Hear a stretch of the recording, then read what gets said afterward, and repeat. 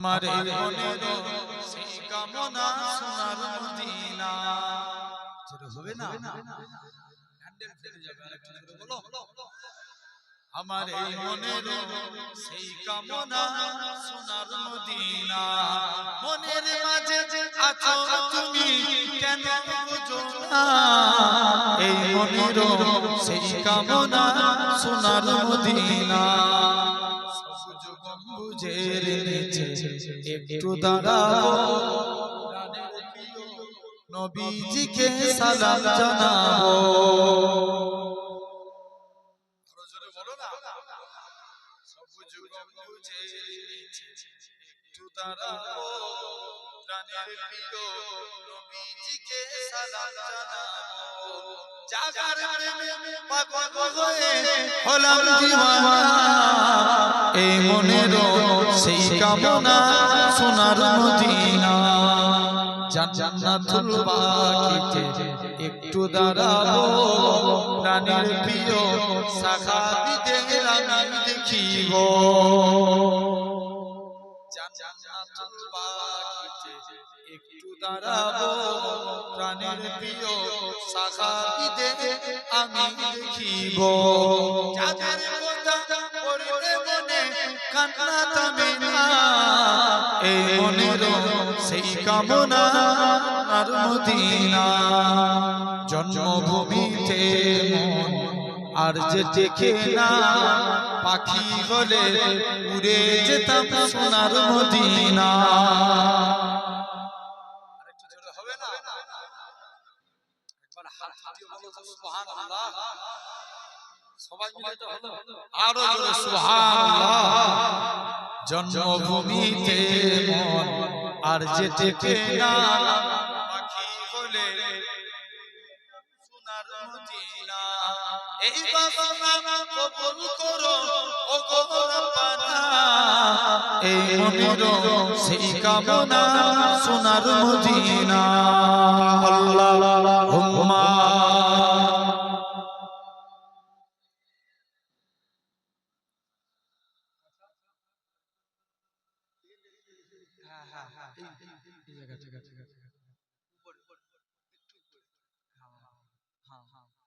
দরুদ শরীফ আল্লাহুম্মা ঠিক আছে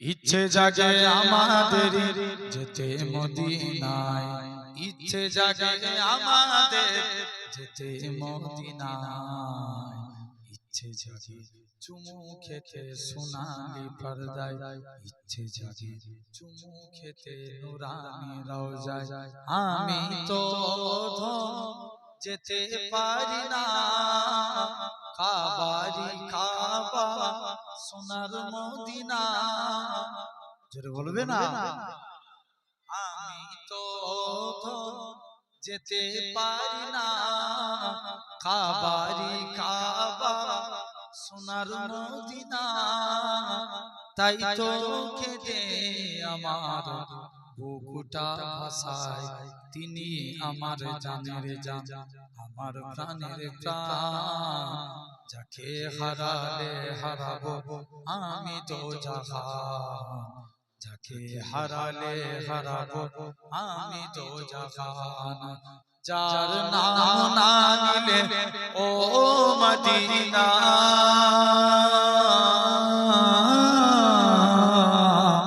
যার নাম না নিলে দুয়া কবুল হয় না হয় না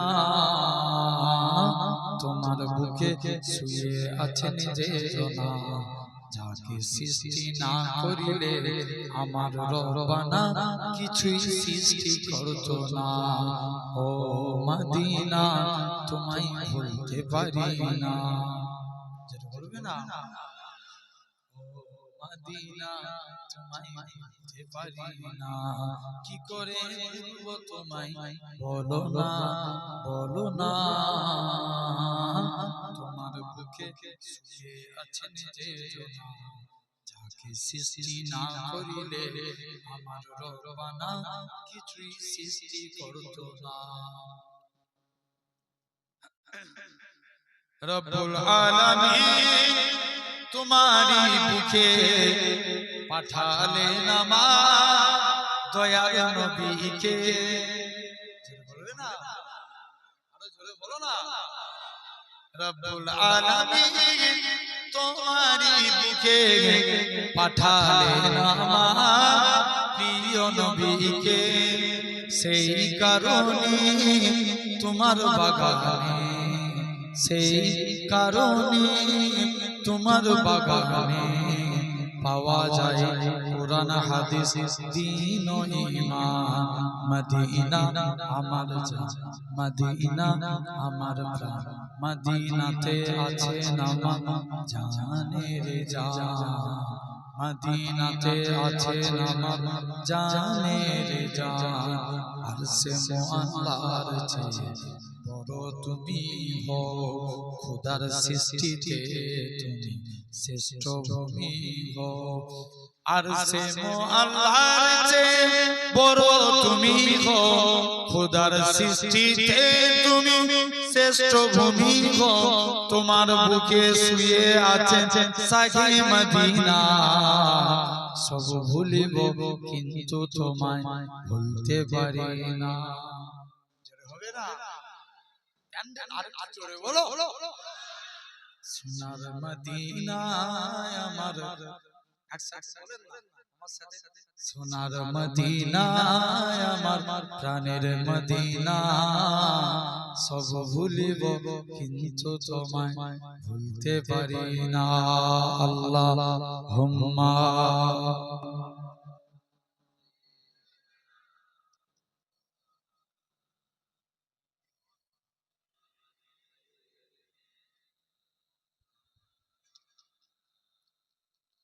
কালিমা লা ইলাহা ইল্লাল্লাহ।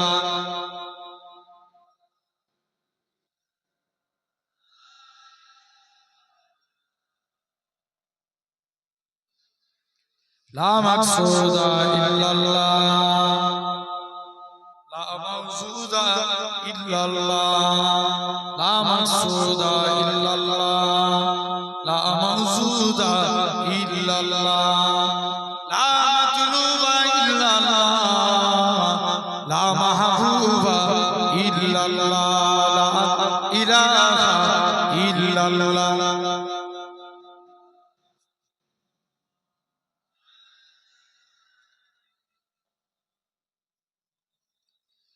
জমিনের মালিক যে আল্লাহ, আসমানের মালিক সেই আল্লাহ।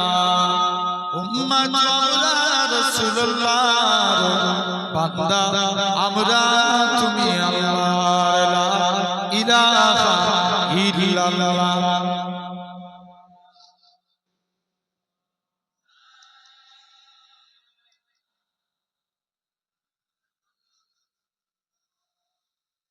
সকলে পড়েন হাসবি রাব্বি জাল্লাল্লাহ, মাফি কলবি গায়রুল্লাহ, নূর মুহাম্মদ সাল্লাল্লাহ, হক লা ইলাহা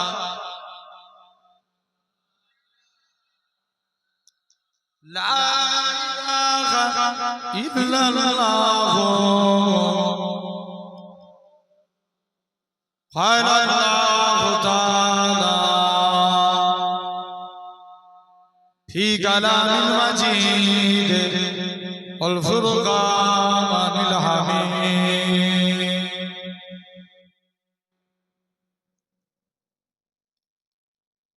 يا أيها الذين آمنوا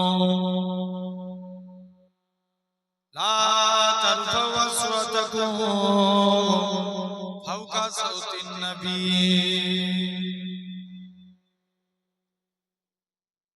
وقال الله تعالى في كلام المجيد والفرقان الحميد.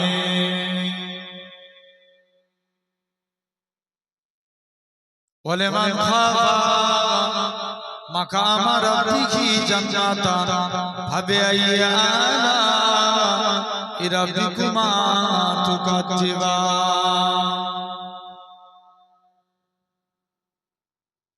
وقال رسول الله صلى الله عليه وسلم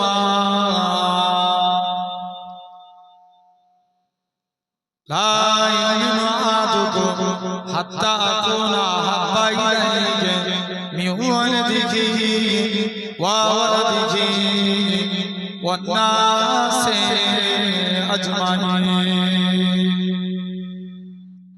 प्यारे हाजिर मजलिस এই মাহফিলে বসে থাকা চাচাজিরা আমি সর্বপ্রথম আগে বলি আপনারা আমার বাপের সমতুল্য মানুষ আমার থেকে নিচে বসে আছে সন্তানের মতো একটু উপরে বসে আছে কারোর অসুবিধা নাই তো আলহামদুলিল্লাহ দোয়া করেন আল্লাহ আপনাদের কাছে আমি গুনাহগারকে আল্লাহ দু এক কথা বলার তৌফিক দেন সকলে বলি আল্লাহ বয়োজ্যেষ্ঠ মুরব্বি চাচাজিরা সমবয়স্ক ইয়াং জেনারেশন যুবক ভাইরা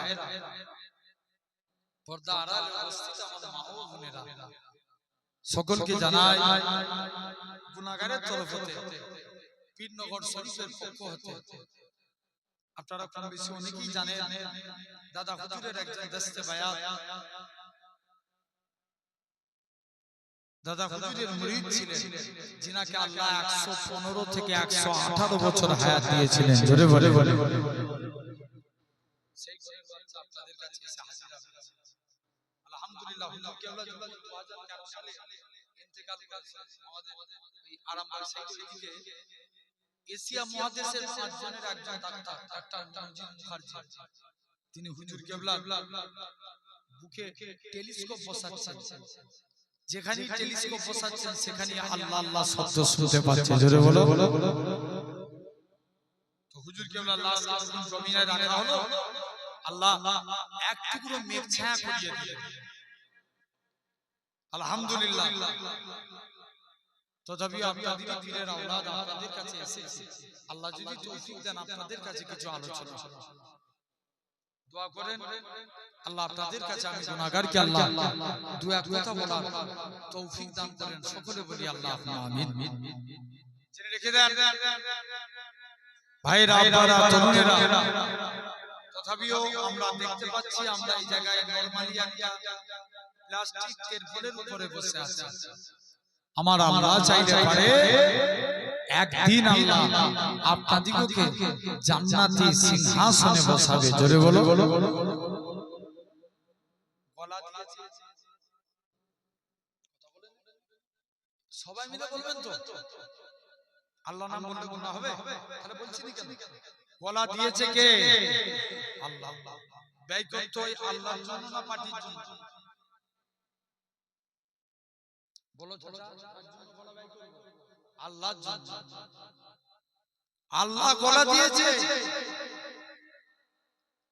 মুসলমান ঘরের ছেলে মেয়েরা পাড়া তরুণেরা হে নবী প্রেমিকেরা আমার আল্লাহ জানিয়ে দেয় ওই আমার বান্দারে আমি আল্লাহ তোদের গলা দিয়েছি আমি আল্লাহ তোদের হাত দিয়েছি আমি আল্লাহ তোদের পা দিয়েছি আমি আল্লাহ তোদের চোখ দিয়েছি এত কিছু নিয়ামত দিয়েছি তোরা ছেড়ে আমি আল্লাহ আমাকে দুটো জিনিস দে তোরা আমাকে রুকু দে সিজদা দে রুকু দে ওই আমার বান্দারে আমি আল্লাহ তোরা যদি আমাকে রুকু দিস আমি আল্লাহ তোদের রিজি দেব তোরা যদি আমাকে সিজদা দিস আসসালাতু মিরাজুল মুমিনিন আমি আল্লাহ তোদেরকে আমার দিদার দিয়ে দেব বান্দা তোরা রুকু দে আমি আল্লাহ রিজি দেব তোরা যদি দিদার দিস আমি আল্লাহ তোদেরকে আমার দিদার সিজদা দিস আমি আল্লাহ তোদেরকে দিদার দেব তোমরা ওখানে দাঁড়িয়ে আছো কেন ভাই এসে বসো না দাঁড়িয়ে থাকতে কষ্ট লাগে না বসতে কষ্ট আবার ওইদিকে টান টানছে দেখেছো কিরকম ছেলে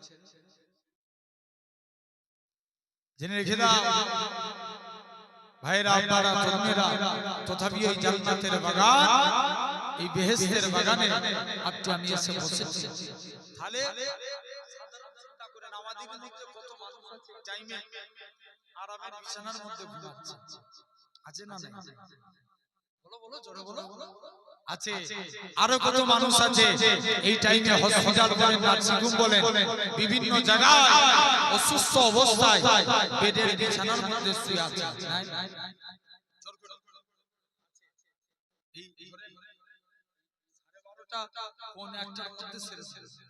খুব বেশি রাত যাবো না, অল্প টাইম বলা ছেড়ে কথা বলতে হবে। চুপচাপ বসে থাকলে আমার ওয়াজ করা পোষায় না। কথা বলে আরো কত মানুষ আছে দেখো এই টাইমে পাপ কাজে লিপ্ত হয়ে আছে, কিন্তু আল্লাহ কত বড় দয়াবান, কত বড় মেহেরবান যে আল্লাহ তোমার আমার শরীরকে সুস্থ রেখে সবল করে तमाम গুনাহ থেকে দূরে সরিয়ে রেখে এমন এক জান্নাতের বাগানে বসিয়েছে যে জায়গায় বসলে আল্লাহ গুনাহকে বন্ধ করে সওয়াবের খাতা খুলে দেয়। জোরে বলো।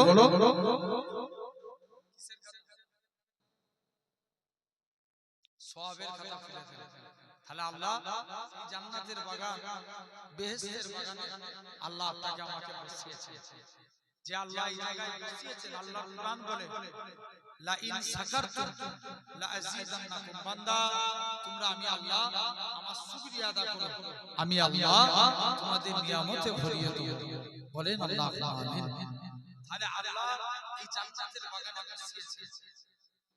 আমার সেবকাতুল্লাহ ভাই বাড়ি চলে যাচ্ছে, দোয়া করেন সবাই আল্লাহ আল্লাহ সুস্থ ভাবে আল্লাহ বাড়ি পৌঁছে দেন। বলেন আল্লাহুম্মা আমিন। আলহামদুলিল্লাহ। শুধু এই পশ্চিম বাংলা বলেন, বিভিন্ন বাইরে অনেক জায়গায়, মালদায় আমার মালদায় প্রোগ্রাম করেন, অনেক জায়গায় আলহামদুলিল্লাহ। তারপরেও দ্বীনের খেদমত করে যাচ্ছেন, সকলকে কবুল করে দেন। বলেন আল্লাহুম্মা আমিন। জেনে রেখে দেন ভাইরা, আপনারা তরুণেরা, তাহলে যে আল্লাহ এই জায়গায় বসিয়েছে, আল্লাহ পাকের দরবারে একসঙ্গে মিলে শুকরিয়া আদা করি, একসঙ্গে সবরে মিলে বলি আলহামদুলিল্লাহ। ব্যাস আল্লাহ আপনাকে চাই। বান্দা আল্লাহ আমার শুকর গুজারি করি, আল্লাহ অনেক ভালোবাসে আপনাকে আমাকে। হ্যাঁ না না, আমরা আল্লাহকে বেশি ভালোবাসি না, আল্লাহ আমাদেরকে বেশি ভালোবাসে। বলো বলো বলো। আমরা আল্লাহকে বেশি ভালোবাসি না, আল্লাহ আমাদেরকে বেশি ভালোবাসে। তাহলে আমরা যা নাফরমানি করি, আল্লাহ সম্প্রদায়ের মতন, আদ সম্প্রদায়ের মতন আমাদেরকে গজব দিয়ে শেষ করে দিত। তারপরে আমার আল্লাহ সুযোগ দেয়, বান্দা তোরা পাপ করেছিস, আমার কাছে মাপ চা, তোদের পাপ করতে দেরি, আমি আল্লাহ মাপ করতে দেরি করি। একসঙ্গে গলা মিলিয়ে বলবো আলহামদুলিল্লাহ। তথাপিও সেই জান্নাতের বাগানে বসেছে আলহামদুলিল্লাহ। ওয়াজ বুঝার জিনিস, বুঝলে আব্বাকার, না বুঝলে আবু জেহেল।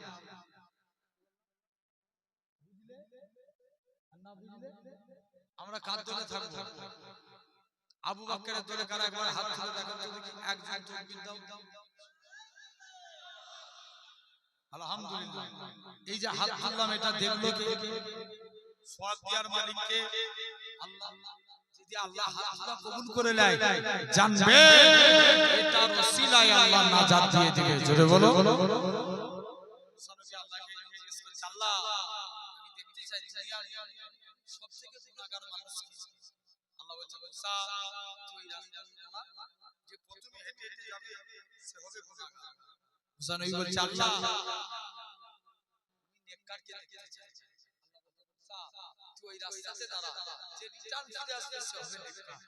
মুসা নবী কনফিউজ, আল্লাহ এটা কেমন করে সম্ভব? একই লোক যাবার সময় গুনাহগার, আসবার সময় নেককার, এর কারণটা কি?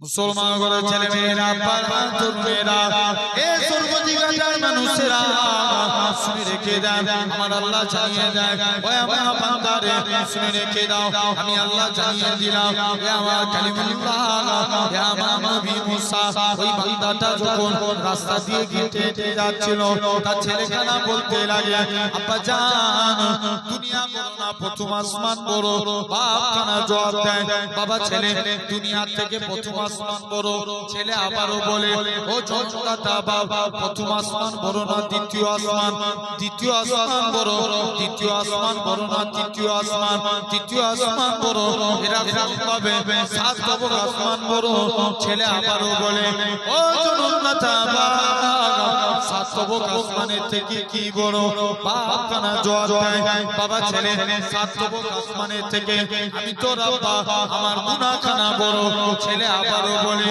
ও জনতা বাবা আপনার গুনাহ থেকে কি বড় বাপ খানা জবাব দেয় বাবা ছেলে আমার গুনাহ থেকে আমার আল্লাহ পাকের দয়া আল্লাহর রহমত খানা বড় এই নওজোয়ান যুবকেরা আমার আল্লাহ জানিয়ে দেয় হে আমার কালিমুল্লাহ হে আমার নবী মুসা আমি আল্লাহ পাক তার এতটুকু কথাকে কবুল করে নিয়েছি আমি আল্লাহ কবুল করে নিয়ে আমার বান্দাটার জীবনের পাখা গুনাহটাকে আমি আল্লাহ ক্ষমা করে দিয়েছি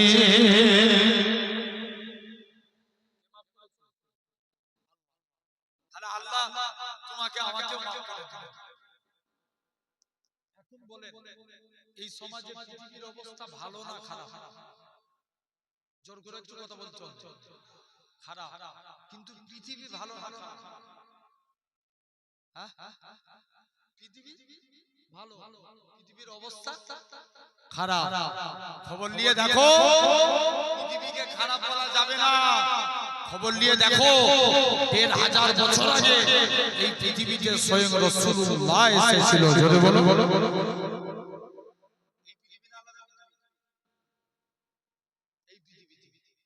চার খলিফায়ে রাশিদিন এসেছিল সিয়াসিয়াতার ৬ ইমাম এসেছিল চার মাযহাবের ইমাম এসেছিল আল্লাহর ওলি জুনাইদ বাগদাদি আল্লাহর ওলি বড় পীর আব্দুল কাদের জিলানী আল্লামা হাজার আসকালানী আল্লামা আব্দুল কাদের জিলানী মুজাদ্দিদুস জামান দাদা হুজুর কেবলা পাঁচ কলিজার টুকরা বসিরাতে আল্লামা হুজুর পিন্নগর জমিনে আমার নানাজি হুজুর এই পৃথিবীতে এসেছিলেন জোরে বলে না আলাদা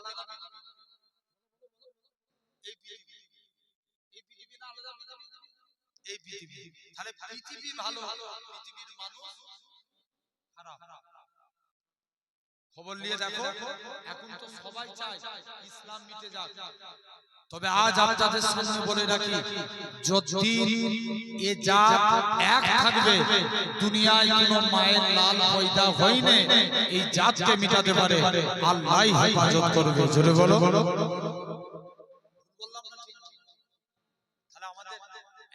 দরকার আছে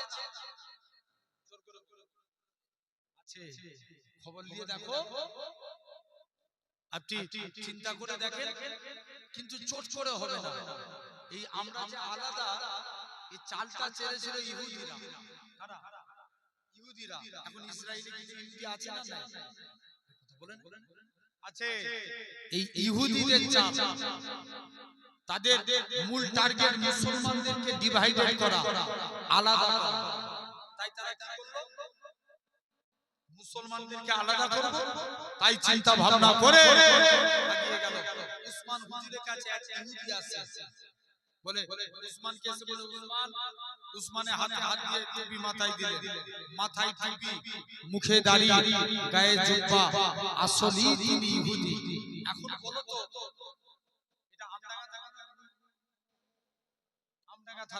আমডাঙ্গা থানার মানুষ বলে টুপি মাথায় দিলেই কি মুসলমান আওয়াজ আসতে দিলে হবে না থেকে থেকে আমাদের দেয়ালে ঠেকে গেছে এর পরেও যদি চুপ থাকি মার ফাঁকি থাকবে না কথা বলে না ভুল বলছি না ঠিক বলছি বলো এই আপনাদের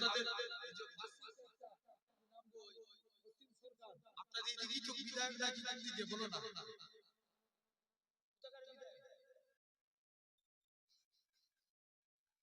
তাহলে এই তো আপনাদের আন্দামান করি তো কদিন আগে কুরআনকে নিয়ে কত বাজে মন্তব্য করলো জোর করে বলো, তাহলে জেনে রেখে দাও, থাকলে আরো কত কথা শুনতে হবে।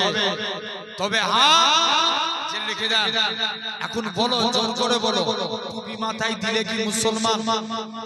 আওয়াজ দিয়ে কথা বলো ভাই, খবর নিয়ে দেখো।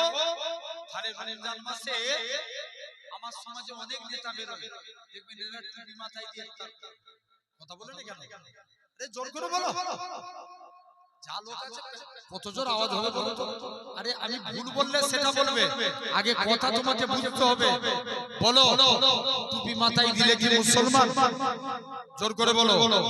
না, টুপি মাথায় দিলে মুসলমান না। কারণ ভাই আগে বলে ইফতার কাদের জন্য? এই ভুল বললে, ইয়েস, মুসলমানদের জন্য না, কাদের? রোজাদারদের জন্য। ইফতার করবে রোজাদাররা, কিন্তু টুপি মাথায় দিয়ে অনেকে বসে যায়। তাহলে টুপি মাথায় দিলে মুসলমান বলা যাবে না। ছেড়ে দেন, যদি ভাবেন দাড়ি রাখলে মুসলমান, খবর নিয়ে দেখো অনেকে খেলা দেখে, খেলা দেখে, ইন্ডিয়া টিমে 11টা প্লেয়ার খেলে, এর মধ্যে 8 জন দাড়ি রাখে, মুসলমান? কথা বলে জোর করে বলো। না, মুসলমান না। তাহলে দাড়ি রাখলে মুসলমান না। ছেড়ে দেন, যদি ভাবেন কুরআন পড়লে মুসলমান, কুরআন পড়েছিল গিরিশ চন্দ্র বাবু, মুসলমান? তিনি যদি কুরআন না পড়তেন ব্যাখ্যা করবে কি করে? তাহলে কুরআন পড়লেও মুসলমান না।